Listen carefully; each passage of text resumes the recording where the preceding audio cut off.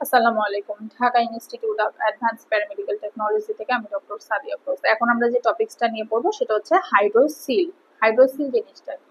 সেটা হচ্ছে যে ছেলেদের যে স্ক্রোটাম থাকে ওখানে যদি ফ্লুইড জমে একটা স্যাক বা থলির মতো হয় তাহলে সেটাকে বলা হয় হাইড্রোসিল।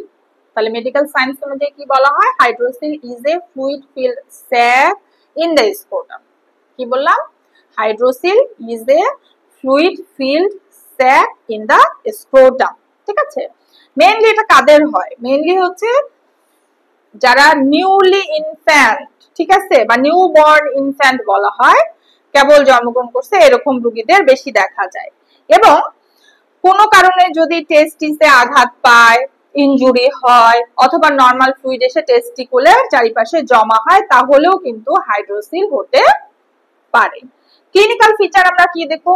সেটা হচ্ছে এখানে কোনো পেইন থাকবে না, রোগী বলবে পেইনলেস, ব্যথা হচ্ছে না, কিন্তু সলেন হয়ে আছে। সলেন মানে কি? ফুলে আছে এবং দেখতে অনেকটা ওয়াটার বেলুনের মতো হবে, মানে বেলুনের মধ্যে পানি ঢুকালে যেরকম হয় থলিটা, ঠিক ওরকম দেখা যাবে।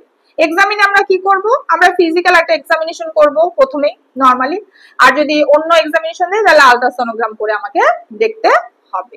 ট্রিটমেন্টের ক্ষেত্রে কি দিব? আমরা ট্রিটমেন্টের ক্ষেত্রে বলি যে এটা অপারেশন করে ফেলাই ভালো, মানে সার্জিক্যাল প্রসিডিউর। এবং সার্জিক্যাল প্রসিডিউর হাইড্রোসিলের যে অপারেশন ওটাকে কি বলা হয়? হাইড্রোসিলেক্টমি বলা হয়। বোঝা গেছে? বুঝছো সবাই? ধন্যবাদ।